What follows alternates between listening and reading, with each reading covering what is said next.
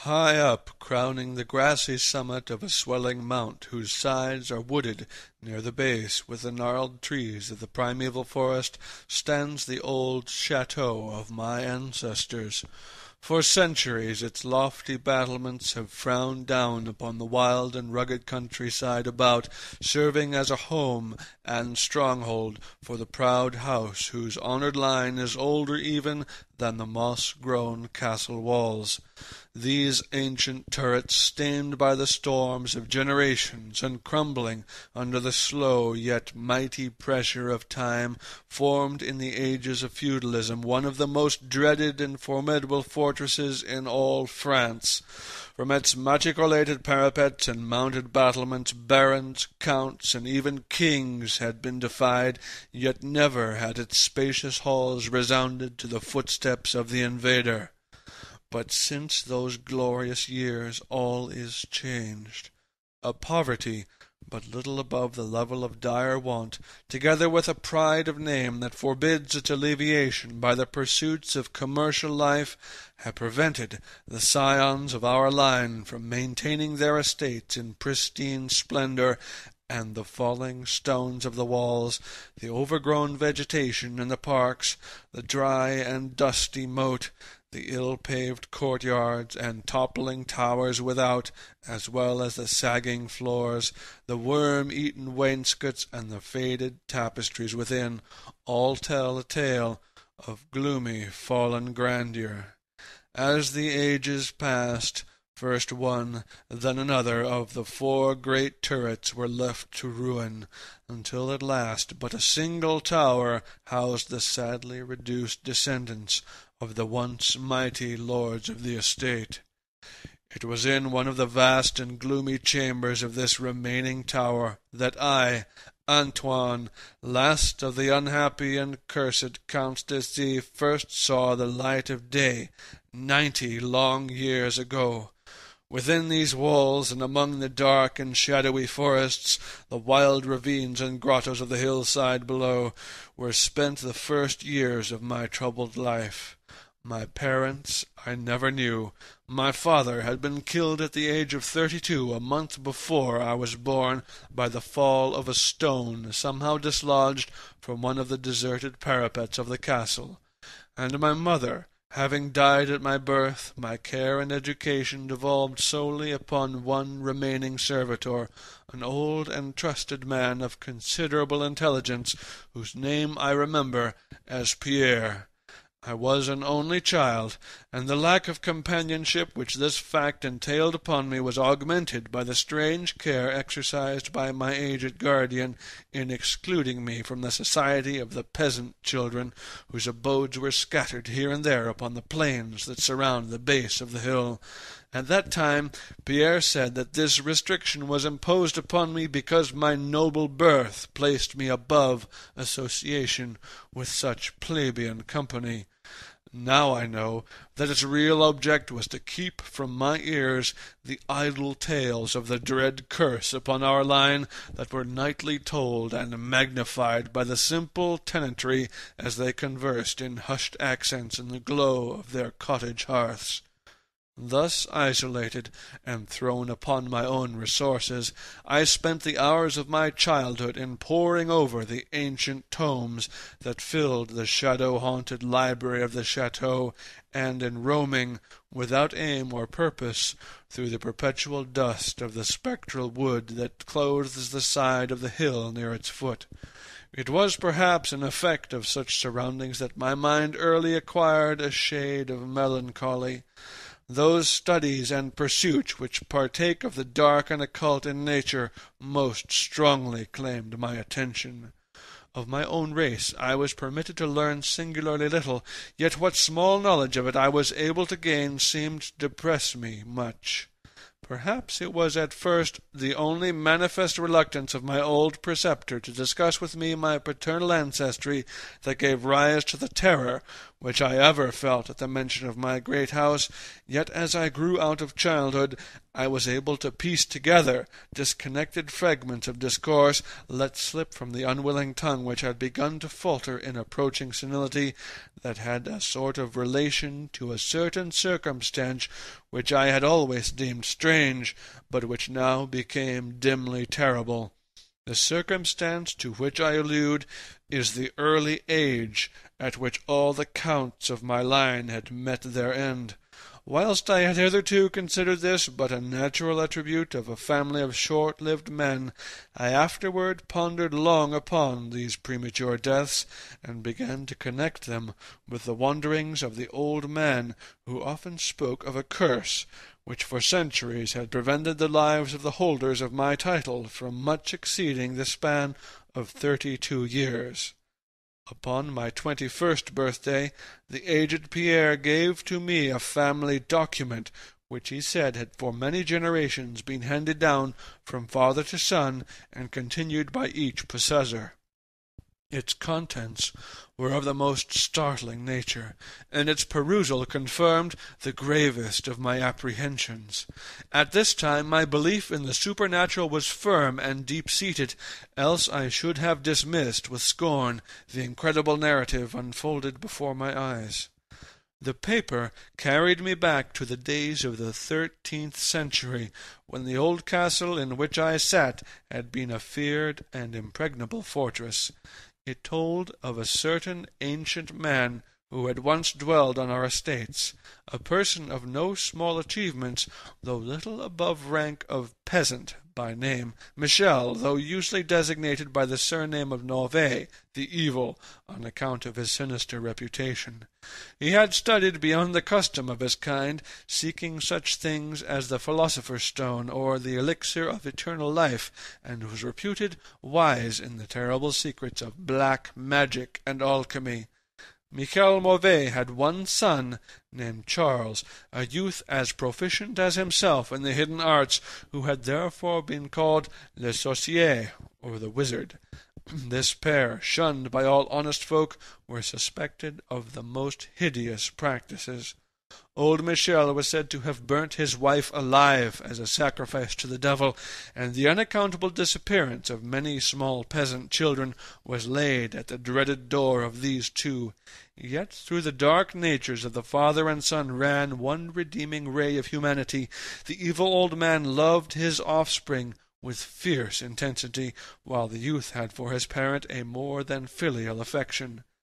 One night the castle on the hill was thrown into the wildest confusion by the vanishment of young Godfrey, son to Henri the Count.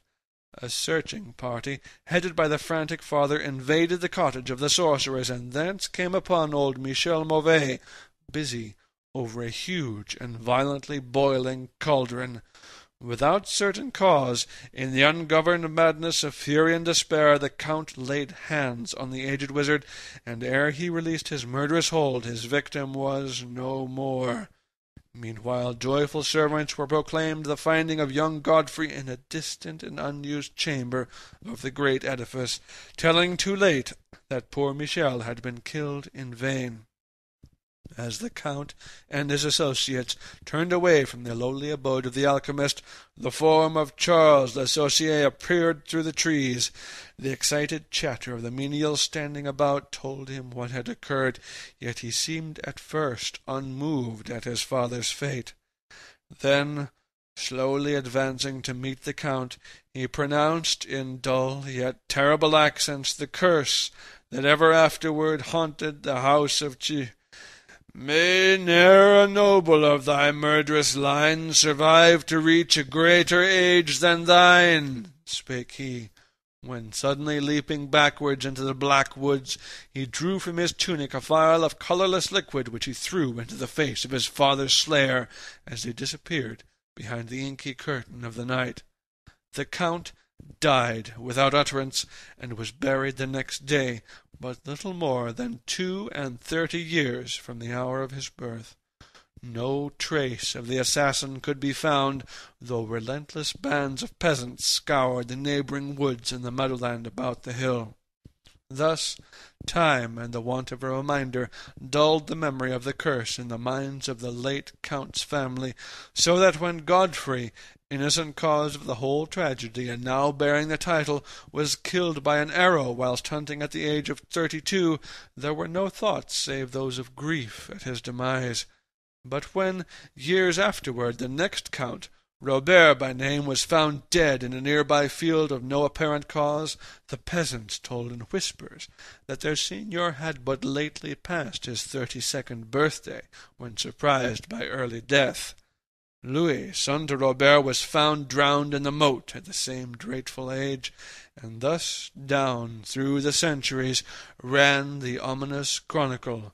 Henri's, Robert's, Antoine's, and Armand's snatched from happy and virtuous lives, when little below the ages of their unfortunate ancestor at his murder. That I had left most but 11 years of further existence was made certain to me by the words which I had read. My life, previously held that small value, now became dearer to me each day as I delved deeper and deeper into the mysteries of the hidden world of black magic. Isolated I was, modern science had produced no impression upon me, and I laboured as in the Middle Ages, as rapt as had been old Michel and young Charles themselves in the acquisition of demonological and alchemical learning. Yet, read as I might, in no manner could I account for the strange curse upon my line. In unusually rational moments I would even go so far as to seek a natural explanation, attributing the early deaths of my ancestors to the sinister Charles l'Associé and his heirs, yet having found upon careful inquiry that there were no known descendants of the alchemist, I would fall back to occult studies, and once more endeavour to find a spell that would release my house from its terrible burden. Upon one thing I was absolutely resolved. I should never wed, for since no other branch of my family was in existence, I might thus end the curse with myself. As I drew near the age of 30, old Pierre was called to the land beyond. Alone, I buried him beneath the stones of the courtyard about which he had loved to wander in life. Thus I was left to ponder on myself as the only human creature within the great fortress, and in my utter solitude my mind began to cease its vain protest against the impending doom, to become almost reconciled to the fate which so many of my ancestors had met. Much of my time was now occupied in the exploration of the ruined and abandoned halls and towers of the old chateau, which in youth fair had caused me to shun, and some of which old Pierre had once told me had not been trodden by human foot for over 4 centuries. Strange and awesome were many of the objects I encountered. Furniture covered by the dust of ages and crumbling with the rot of long dampness met my eyes. Cobwebs in a profusion never before seen by me were spun everywhere, and huge bats flapped their bony and uncanny wings on all sides of the otherwise untenanted gloom. Of my exact age, even down to days and hours, I kept a most careful record, for each movement of the pendulum of the massive clock in the library told off so much of my doomed existence. At length I approached that time which I had so long viewed with apprehension.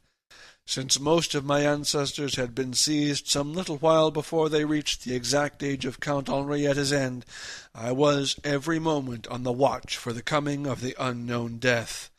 In what strange form the curse should overtake me, I knew not, but I was resolved at least that it should not find me a cowardly or passive victim. With new vigour I applied to myself my examination of the old chateau and its contents. It was upon one of the longest of all my excursions of discovery in the deserted portion of the castle, less than a week before that fatal hour which I felt must mark the utmost limit of my stay on earth, beyond which I could not have even the slightest hope of continuing to draw breath, that I came upon the culminating event of my whole life. I had spent the better part of the morning in climbing up and down half-ruined staircases in one of the most dilapidated of the ancient turrets. As the afternoon progressed, I sought the lower levels, descending into what appeared to be an either medieval place of confinement or a more recently excavated storehouse for gunpowder. As I slowly traversed the nitre-encrusted passageway at the foot of the last staircase, the paving became very damp, and soon I saw by the light of my flickering torch that a blank, water-stained wall impeded my journey. Turning to retrace my steps, my eye fell upon a small trap-door with a ring, which lay directly beneath my foot. Pausing, I succeeded with difficulty in raising it, whereupon there was revealed a black aperture exhaling noxious fumes which caused my torch to sputter, and disclosing in the unsteady glare the top of a flight of stone steps. As soon as the torch which I lowered into the repellent depths burned freely and steadily, I commenced my descent. The steps were many, and led to a narrow stone-flagged passage, which I knew must be far underground. This passage proved of great length, and terminated in a massive oaken door, dripping with the moisture of the place and stoutly resisting all my attempts to open it. Ceasing after a time my efforts in this direction, I had proceeded back some distance toward the steps, when there suddenly fell to my experience one of the most profound and maddening shocks capable of reception by the human mind. Without warning, I heard the heavy door behind me creak slowly open upon its rusted hinges. My immediate sensations were incapable of analysis. To be confronted in a place as thoroughly deserted as I had deemed the old castle, with evidence of the presence of man or spirit, produced in my brain a horror of the most acute description. When I at last turned and faced the seat of the sound, my eyes must have started from their orbits at the sight that they beheld. There, in the ancient Gothic doorway, stood a human figure. It was that of a man clad in a skull-cap and long medieval tunic of dark colour. His long hair and flowing beard were of a terrible and intense black hue and of incredible profusion. His forehead, high beyond the usual dimensions, his cheeks deep sunken and heavily lined with wrinkles, and his hands, long, claw-like and gnarled, were of such a deadly marble-like whiteness as I have never elsewhere seen in a man. His figure, lean to the proportions of a skeleton, was strangely bent and almost lost within the voluminous folds of his peculiar garment. But strangest of all were his eyes, twin caves of abysmal blackness, profound in expression of understanding, yet inhuman in degree of wickedness. These were now fixed upon me, piercing my soul with their hatred, and rooting me to the spot whereon I stood. At last the figure spoke in a rumbling voice that chilled me through with its dull hollowness and latent malevolence. The language in which the discourse was clothed was that debased form of Latin in use among the more learned men of the Middle Ages, and made familiar to me by my prolonged researches into the works of the old alchemists and demonologists. The apparition spoke of the curse which had hovered over my house, told me of my coming end, dwelt upon the wrong perpetrated by my ancestor against old Michel Mauvais, and gloated over the revenge of Charles Le Sorcier. He told how young Charles had escaped into the night, returning in after years to kill Godfrey the heir with an arrow, just as he approached the age which had been his father's at his assassination, how he had secretly returned to the estate and established himself unknown in the even then deserted subterranean chamber whose doorway now framed the hideous narrator, how he had seized Robert, son of Godfrey, in a field, forced poison down his throat, and left him to die at the age of 32, thus maintaining the foul provisions of his vengeful curse. At this point I was left to imagine the solution of the greatest mystery of all, how the curse had been fulfilled since that time when Charles Le Sorcier must in the course of nature have died, for the man digressed into an account of the deep alchemical studies of the two wizards, father and son, speaking most particularly of the researches of Charles Le Sorcier concerning the elixir which should grant him who partook it of eternal life and youth. His enthusiasm had seemed for the moment to remove from his terrible eyes the black malevolence that had first so haunted me, but suddenly the fiendish glare returned, and, with a shocking sound like the hissing of a serpent, the stranger raised a glass phial with the evident intent of ending my life, as had Charles Le Sorcier 600 years before ended that of my ancestor. Prompted by some persevering instinct of self-defence, I broke through the spell that had hitherto held me immovable, and flung my now dying torch at the creature who menaced my existence. I heard the phial break harmlessly against the stones of the passage, as the tunic of the strange man caught fire and lit the horrid scene with a ghastly radiance. The shriek of fright and impotent malice emitted by the would-be assassin proved too much for my already shaken nerves, and I fell prone upon the slimy floor in a total faint. When at last my senses returned, all was frightfully dark, and my mind, remembering what had occurred, shrank from the idea of beholding any more, yet curiosity overmastered all. Who, I asked myself, was this man of evil, and how came he within the castle walls? Why should he seek to avenge the death of Michel Mauvais, and how had the curse been carried on through all the long centuries since the time of Charles Le Sorcier? The dread of years was lifted from my shoulder, for I knew that he whom I felled was the source of all my danger from the curse, and now that I was free, I burned with a desire to learn more of the sinister thing which had haunted my line for centuries, and made of my own youth one long continued nightmare. Determined upon further exploration, I felt in my pockets for flint and steel, and lit the unused torch which I had with me. First of all, new light revealed the distorted and blackened form of the mysterious stranger. The hideous eyes were now closed. Disliking the sight, I turned away, and entered the chamber beyond the Gothic door.